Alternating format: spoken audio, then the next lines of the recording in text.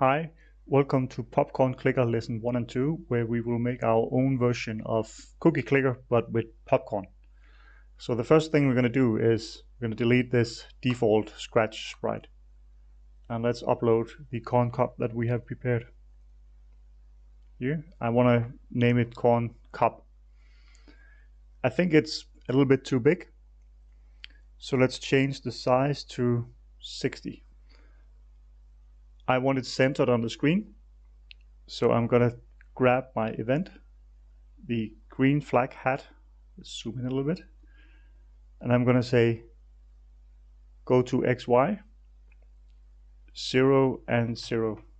Let's just make sure that our resize also works. If for some reason we change this later, I want it to set to 60 when I start the game. I start the game and it goes to the center of the screen. It has the correct size. That's good.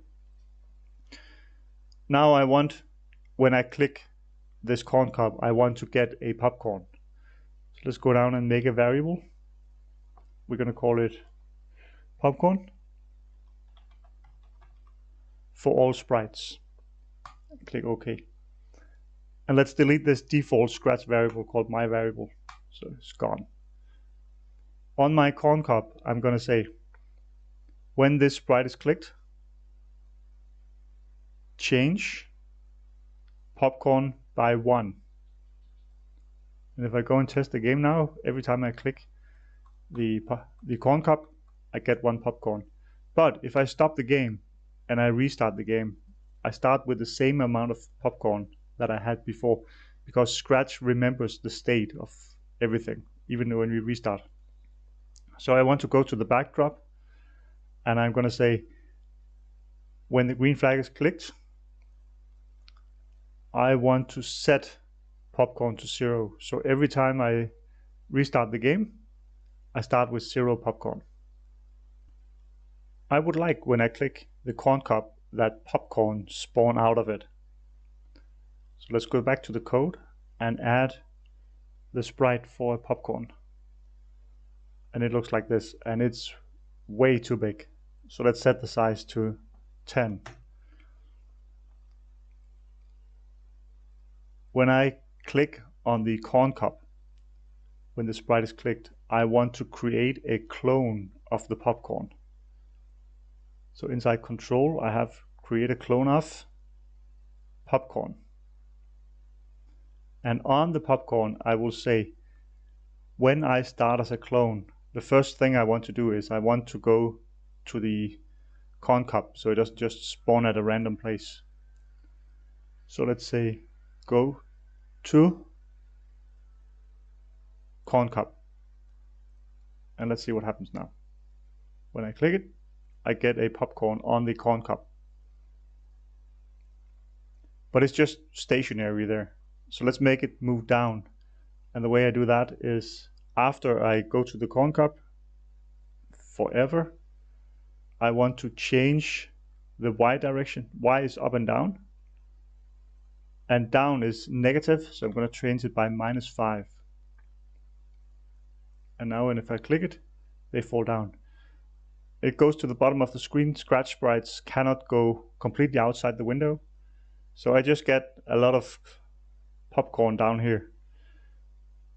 So let's change this that says forever go down. I want to say it should go down until what? Until it touches the edge of the screen. So inside sensing, we have touching, edge. And now if I start the game, it will move down, and as soon as it touches, it will stop, because this loop stopped. So we need to decide what should happen after it touches the edge. I think I just want to delete this clone. So now when I click the corn cup, a popcorn spawns out, and as soon as it touches the edge of the screen, it goes away. We have this ugly original popcorn here. Let's make sure that is hidden by saying, when I click the green flag, I want to hide. But when this is hidden, all my clones are also going to be hidden. So I'm going to say, when a clone is created, the clone should be shown. And now if I click, I get popcorn falling down until they touch the edge of the screen, and I get a popcorn. Let's add a little bit more to this popcorn that's falling down, so it's not just falling down and nothing happens. First of all, let me set the size to 10 here, so we know that even if I change it later, it will be the correct size. Now when it's falling, I want it to fade out. We do have this change effect on the popcorn. We have color and fisheye and many things, but we want to look at the ghost effect. The ghost effect starts at 0. It is 0% a ghost. When it gets to 100, it is completely transparent or ghost-like. So I can change it by 3 every time I run through the loop. So it's going to fall down a little bit and it's going to become more and more a ghost. And now if I click, the popcorn fades away. They still continue falling even after I cannot see them anymore, and then get deleted when they touch the edge of the screen. I also want them to move a little bit to the left and the right. So on the popcorn, I'm going to create a new variable. It's going to be for this sprite only, because every popcorn is going to have its own slide direction. I start with an underline when I make variables that are for this sprite only. So speed x. How much does it move in the x direction, which is left and right? Before I start the repeat loop, I want to set this speed x to something. I could just set it to 2, but let's be a little bit more imaginative and add a random number here. If I choose 2 integers, 2 whole numbers, Scratch will pick a number that is between these two. So it will pick -2 or -1 or 0 or 1 or 2 exactly. I want it to pick any number between those two. So as long as at least one of these numbers has a decimal, it will pick any number between these. I played around a little bit and I want -2.1 to 2.1. Now we have set the variable to something. We haven't used it yet. I want to use it down here in my loop. So what I'm going to do is I'm going to change my x direction as well. And I'm going to change the x direction by the random number that I picked before we started moving. So now they will spawn in random x directions. I would like that instead of just the popcorn spawning in the center of the corn cob every time, I would like to spawn it where my mouse is. So let's go back to the code for the popcorn and change this. Instead of going to corn cob, it's going to go to mouse pointer. This should be okay because the popcorn can only ever spawn if my mouse is touching the corn cob. Now if I go here, the popcorn spawns where I click, not just at the center of the corn cob. I also see that I forgot to hide this variable, so let's go and do that. It is a variable on the popcorn, so let's go to the popcorn, let's go to variables and hide speed x by clicking this check mark here. There's another bug we have. It's a little bit difficult to see right now, so let me hide these, let me comment these 3 out by moving them out of the repeat loop, and let's start the game. If I click the green flag and I click the corn cob, a popcorn spawns and I get 1 popcorn. And as long as I hit the corn cob, I get a popcorn. But if I try to hit the corn cob and there's a popcorn between, like now, I do not get a popcorn. That's because Scratch sees that I'm hitting the popcorn sprite and it stops the click from hitting the popcorn, the corn cob. So let's fix that next. I will just move this in here. I'm back on my corn cob. The thing we want to do is we do not want to use when this sprite clicked. We want to say after we click the green flag and we set the corn cob to its initial place and size, I want to say here I'm going to wait inside my forever loop, I'm going to wait until, and then inside sensing, we have mouse down. And this just asks, am I hitting a mouse button? Doesn't matter if it's left or right, just any of them. So my forever loop will wait until the mouse is down. Then it will change my popcorn by 1 and create a clone of popcorn. This should work, so let's test it. Now I'm going to hold down my mouse button. This is not what I wanted. The loop will say, is the mouse down? Yes. Increase popcorn by 1, create a clone of popcorn, and then immediately it will jump up here again. And Scratch will do this 30 times every second. So I want to say here, the mouse pointer is down, and I want to make sure that I'm actually touching the corn cob, so I cannot spawn popcorn everywhere. So let's use an if, and take these two here, and move inside. And I'm going to say, if I am touching the mouse pointer, because right now the corn cob is asking, am I touching the mouse pointer? Let's see what happens now. If I click down on the corn cob, it still spawns like crazy, but when I move away from the corn cob, it no longer spawns. So we need to do something more here. We need to also make sure that I am not clicking down. A click is touch the button and let go of the button. So I could actually just have wait until, and we want something to do with the mouse down. I do not have a mouse not down, but I do have in operators a not modifier. So I can say not mouse down. This is the same as mouse not down. And here I'm going to wait until the mouse is not down. And we're going to put that first in my forever loop. Wait until the mouse is not down. Okay, that happens immediately if I'm not doing anything. Then wait until the mouse is down. And then if I'm touching, the mouse is touching the corn cob, spawn a popcorn. And then it jumps back to the top and it says, now wait until the mouse is not down again. So now if I click out here, nothing happens. If I click in here and hold the mouse button down, it just spawns 1. It's immediately here.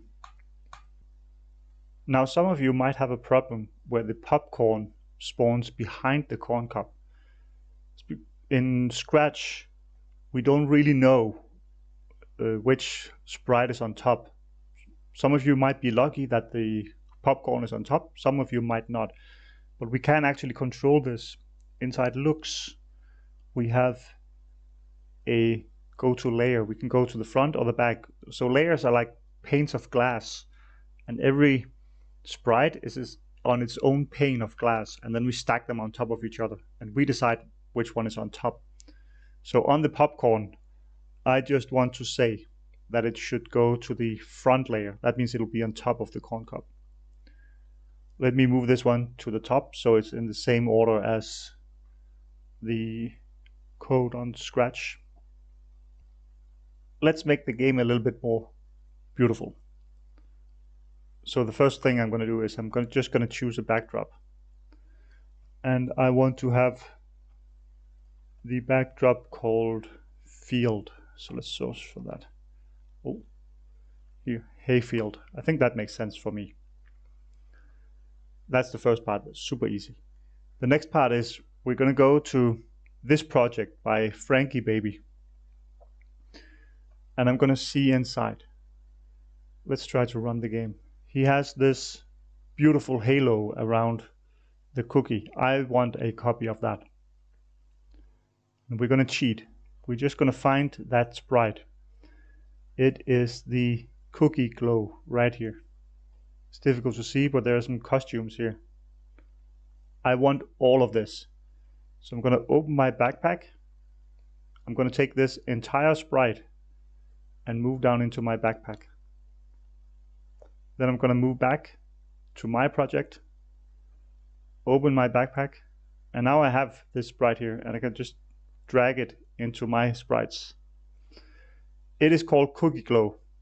I want it to be called Cup Glow. It's my corn cup glow. Let's delete this glow here.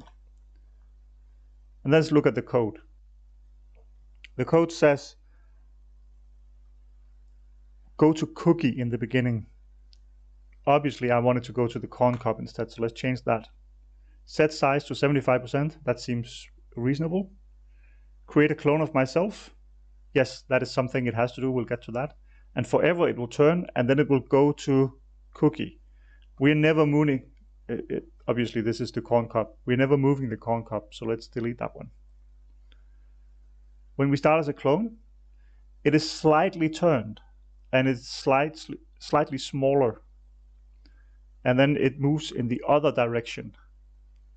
And we're going to delete this go to here as well. And just like before, we have this problem with layers. So we want to make sure that this original one goes to the back layer. And now if I start the game, I have a glow behind my corn cup, and I still have the popcorn falling down. Now I think when I start the game and I click the corn cup and popcorn comes out, it doesn't look correct the way the popcorn are falling. They don't look like falling, they look like they are sliding across a table or something. This is not how we expect falling things to look. So we want to see if we can add some gravity in here. The way gravity works is when we throw something up in the air, it has a speed upwards. Let's say it moves 4 the first second. The next second it moves 3 up. The next second it moves 2 up. Then it moves 1 up.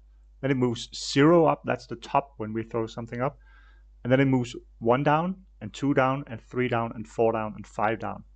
So when something is moving upwards, it slows down. And when it starts moving downwards, it's speeding up again. But that is just the same as subtracting something from the speed every second. From 5 to 4 is -1. But from -4 to -5 is also -1. So I could say, I'm going to go in here, I'm going to make a variable. I'm going to, for this sprite only, and just like we had speed X, I'm going to have speed Y. And I'm going to set speed Y to, let's say 5, like I just had in my example. I think I had 4 in my example. And now we want to say, we want to change the Y position by the speed in the Y position. So right now it will change by 4. But then after every update, I want to change speed Y, because I want it to be a little bit slower when it's moving upwards. So let's try to change this to -0.5. And then we will see what happens. So now it's jumping up. Let me remove set this change ghost effect to 0 right now so we can see what's going on. Now it looks more like it's falling. This is exactly how gravity works. It changes the speed every period of time. Let's change this back to 3, so they're still fading out. But I can actually say, just like in the X direction, I want it to be a random number to make it look like they're popping. I want to do the same with speed Y. So I'm going to duplicate this and put here. And in my testing, I've decided that I want something from 4.1 to 10. If you want it to jump higher or lower, you can change these numbers. Left and right are these numbers. How fast it changes its ghost effect is this number. And the gravity is this number. If you change this number to a bigger negative number, the gravity will be higher. And if you change it to a closer to 0, the gravity will be lower. If you change it to a positive number, the gravity will be upwards. I don't know why you would do that, but you could. So now, apparently I forgot to set. So this will happen sometimes. let me show this because this is in bug, I see.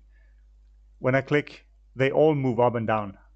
And that's because even though I gave the name that it should be for this sprite only with the underscore, I forgot to check the for this sprite only.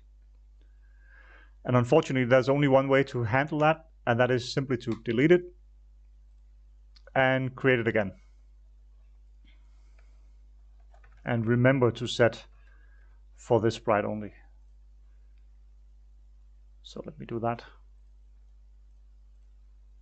From 4.1 to 10.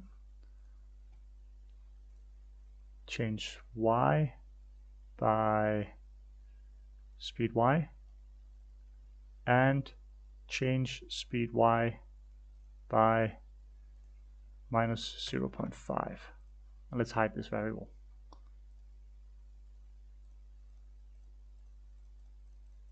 And they're all spawning to the right now. What did I do?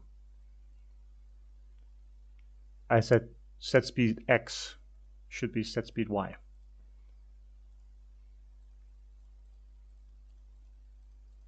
Popcorn is spawning and it looks like popcorn popping. If I move the mouse around, they spawn from different directions. I would like a little bit of an animation when I click the corn cup. When I click it, it spawns a popcorn. But I don't really see anything going on with the corn cup. So let's go into our corn cup and look here. After I create a clone of popcorn, I would like to change the size. And I would like to make it a little bit smaller. So I'm going to write minus 15 here. If I just do that, every time I click it, it's going to be smaller. And I can restart and it resets. So obviously I want, after it has gotten smaller, I want it to be big again. So I can say set size to my original size here, 60. Now when I run the game, I still get no animation. And that's because Scratch will run all of the code inside this forever loop, actually, inside the if loop here. It will run all of it before it updates the screen. So I change the size and then I change the size again, and Scratch will only show the last one. So the next thing I could do is I could just add a small delay here. It should be bigger 1 second later. If I do that, now that works. But if I try to spawn popcorn, I cannot. And that's because this loop is the same loop as gives me popcorn and creates a clone. And I have a wait here, so this will not happen again. So I cannot have this wait in the same loop. We need to be a little bit more clever about this. So let's make a new green flag over here. And let's just put this in here. So every second I will set the size back to my original size. I keep being able to spawn popcorn. And for some reason, it did this one time. Of course, I need this to be inside a forever loop. If I click fast, it's going to be small. And then every second, it's going to be back to my normal size. But it's not related at all to when I actually click the button. So sometimes it will be soon after, and sometimes it will be a little bit more after. So this wait 1 second here does not work. Let's see what we can do. We're going to remove this wait 1 second. And we're going to say change, instead of set size, we want to change the size. But how much do I want to change the size by? Well, I do have my original size, which is just 60. We'll remember that. And then I can get my current size here, which is, after I change it by minus 15, it's going to be 45. Which means now I want to make it 15 bigger. The way I get that is I take my original 60 that I want it to be, and I subtract the current size. this is how much bigger it has to be back to normal. If I put this here, change size by 15, it will go back from 45 to 60. If it is not changed, this is going to be 60 minus 60, so that is 0. So let's do this and have a look at it. And now again, nothing happens. That's because here I change it by minus 15, and then this one runs at the same time, so this will change it back by 15. So it'll be just back to its normal size immediately. But what I can do is I can say I don't want to change it all the way. I want to change it a third of the way. So if I do this, so every time it runs through the loop, it gets a third closer and closer and closer to the normal size.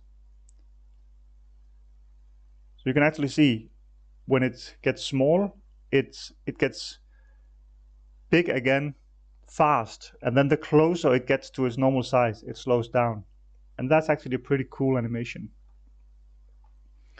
I don't like personally that it gets closer and closer and closer, but it actually never gets to the real size. So just for my benefit, we're going to add that if the 60 minus size is smaller than 1, if this is smaller than 1, I just want to change the size to my original size. So let's see, set size to, and that the original size was 60.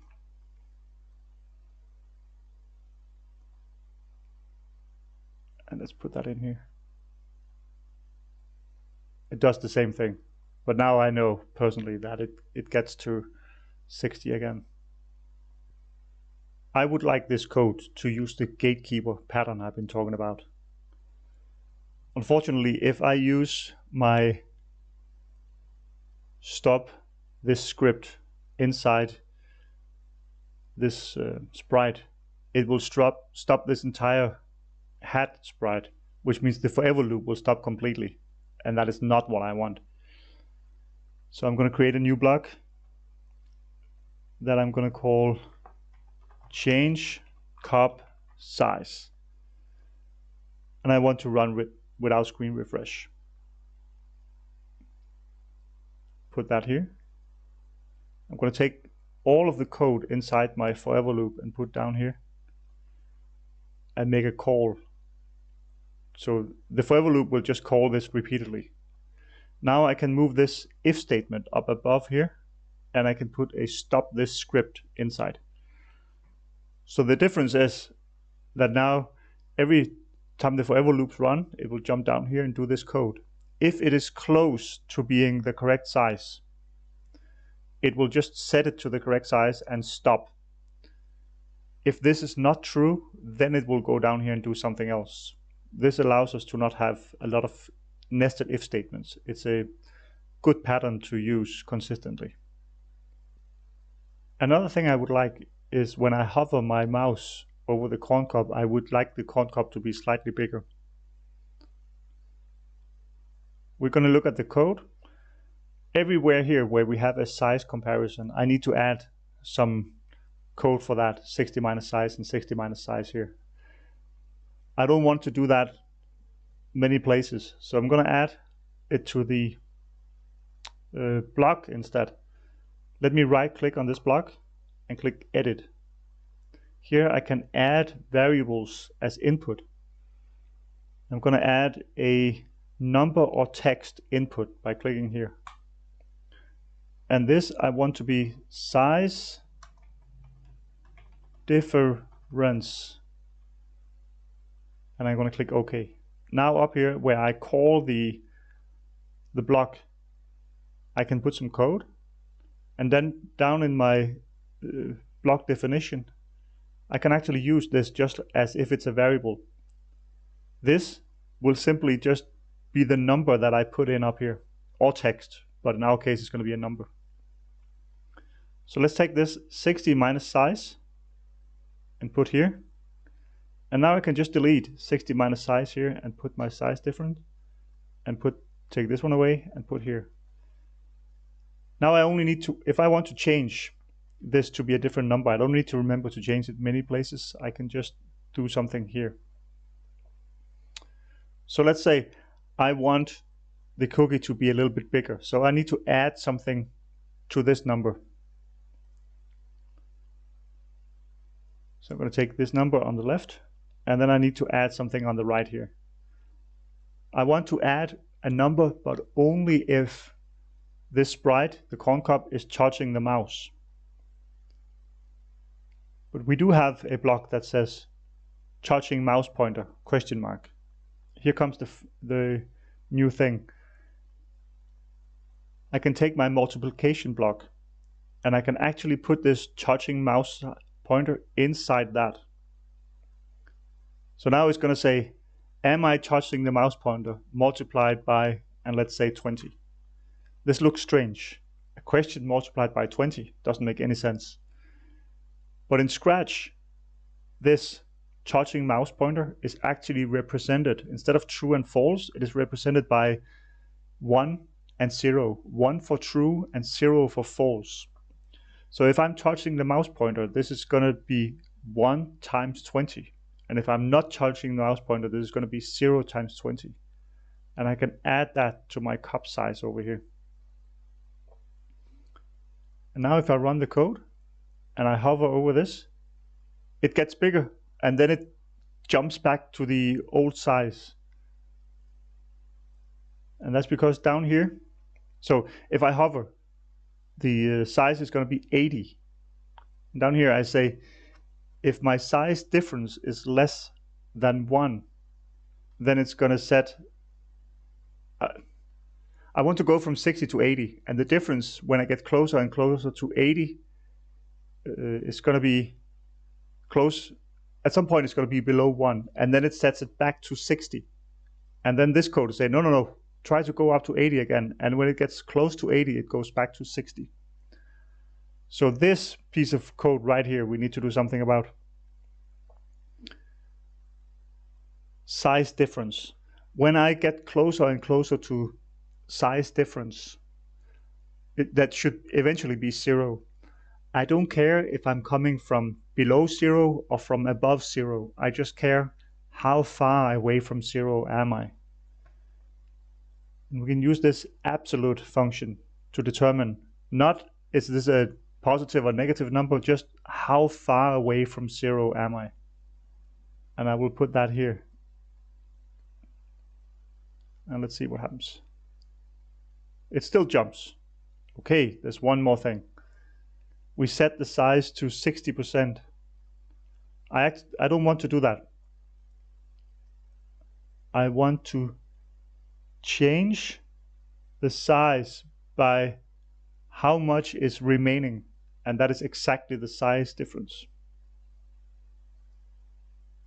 So now when I hover over, the cup gets bigger and it gets smaller.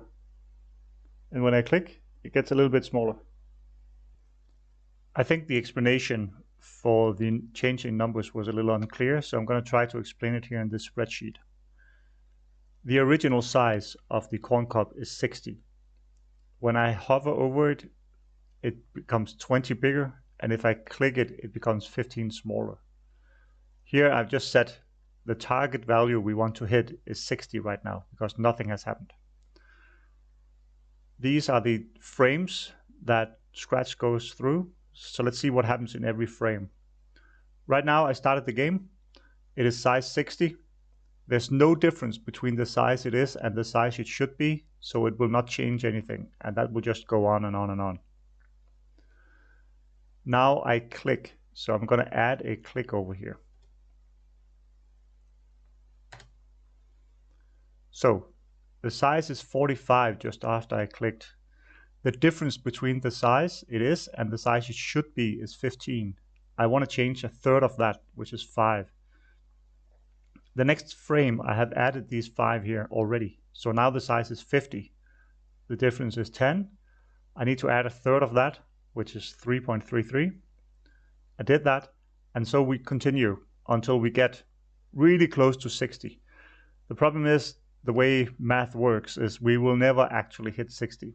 So this code will just get closer and closer and closer and closer forever.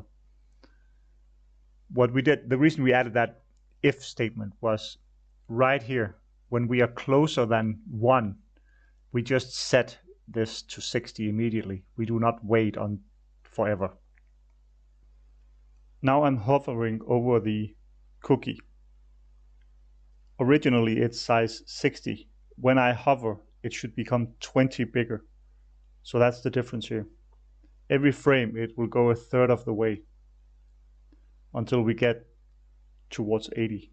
So what we did in our code at first was we said, when this number gets below 1, set the cookie to size 60, which means we jump back up here and the cookie would get bigger and bigger and bigger and bigger until we got here again and we jumped up here. So we modified our code to say, when we get to this point, just change the cookie size by this, which means we add these two numbers together. So we get to 80. We do not jump back up here. Now I have hovering over the cookie and I have clicked. So the target I'm looking for is 80 and the current size is 65. So the difference is 15 and we start adding a third and a third and a third until we get here, and then we just jump to 80. We do not go back up here just like before. Finally, I have the case where I'm hovering over the corn cup. So it's size 80 and I move my mouse away. So now it should shrink to 60. Every time it changes a little bit, the size goes down. As you can see now, it's a negative number. The size is decreasing, and before it was increasing. Our code should not care if we are increasing or decreasing. It should just care if we are getting close to 0 here, and that is why we put the absolute value. The absolute value just means I do not care if this says 0.780 or it says minus 0.780. I just want to know how far away from 0 is it. So basically absolute just ignores this 0, and then we set the size just like I explained before. The last thing we did was we started adding some buildings. The first thing we want to build is a pot for popping popcorn. Fortunately, we don't have a good pot here in Scratch. So just select any sprite you want. It doesn't really matter. We're going to change it next time. Let's see if I can find. I want this one for now. And I'm just going to put it somewhere over here on the screen. For the pot, I want some variables so we can know what's going on with it. The first thing I need to know about the pot is how many do we have. So I'm on the pot and I'm going to make a variable for this sprite only. And it's going to be amount. How many do I have? That seems reasonable. I also need to know how much does each pot produce. So it's going to be production underscore for this sprite only. So now I know how many I have and I know how many each of them produce. I need to know how much does it cost to buy the next pot. So I'm going to make a new one for this sprite only, and it's going to be cost. And then I need to know every time I buy a pot, the next one will become more expensive, but how much more expensive? In Cookie Clicker, every time I buy one, the price is multiplied by a number. So it gets exponentially more expensive. So we're simply going to call that number a multiplier for this sprite only again. These are the 4 variables I want for my pot. Another building I want is a grandpa. We do not have a grandpa in Scratch. So for now, we're just going to put a snowman. I'm going to put it here. I'm not even going to bother renaming him. Now I want the same variables as from the pot on the snowman, but I'm a little bit too lazy to sit here and write all of them again. So I'm just going to go to the pot and drag the variable onto the snowman. I'm going to do that with all 4. You can see when I hover correctly, he's wiggling a little bit. That means, oh, he's the target. And I'm going to do it with the production, and I'm going to do it with the multiplier. And now if I go to the snowman, the variables are just here. I'm not interested in that. I want them to be over here on the left. So cost, multiplier, production, 1 is missing, and it's the amount. I forgot that one. So now I have the same 4 variables on the snowman. Now I can see it was not a good idea to put this cup here in the middle. So let's move that a bit to the left. And we decided for now we're going to put it at minus 110. And everything should update correctly. I might have to restart the game. Nope, it worked. Sometimes I will have to restart the game a few times to move the glow here behind. We will have a look at that later. But for now it looks correct. So I'll see you next week.